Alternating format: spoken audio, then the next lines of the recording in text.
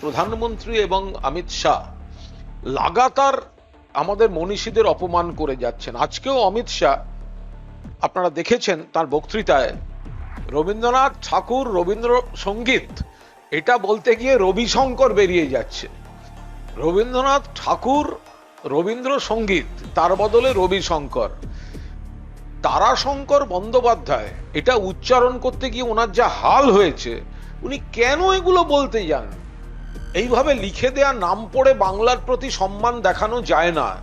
এর মধ্যে ওনাদের ধূপগুড়ির প্রার্থী, তিনি আমাদের জাতির জনক মহাত্মা গান্ধী সম্পর্কে তাকে বলছেন দেশবিরোধী।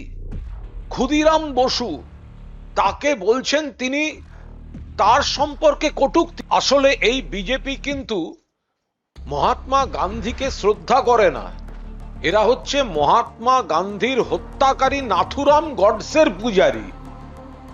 আমরা জাতির জনক মহাত্মা গান্ধীকে শ্রদ্ধা করি, আর বিজেপির এই প্রার্থী, তিনি ধূপগুড়ির প্রার্থী, তিনি বলছেন মহাত্মা গান্ধী দেশদ্রোহী।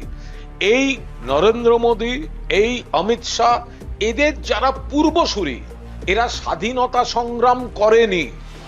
এদের ইতিহাস হচ্ছে ব্রিটিশের জেলে বসে চিঠি লিখে, মুচলেখা দিয়ে স্বাধীনতা আন্দোলনে থাকবো না বলে জেল থেকে বেরোনো। ফলে এই বিজেপি না করে ভারতের মনীষীদের সম্মান, না করে বাংলার সংস্কৃতি, বাংলার মনীষীদের সম্মান। আমরা এর তীব্র বিরোধিতা করছি। দেশদ্রোহী আখ্যা দিচ্ছেন বিজেপি নেতাদের উচিত নাকে খত দিয়ে ক্ষমা চাওয়া। বিজেপি নেতাদের উচিত নাকে খত দিয়ে ক্ষমা চাওয়া।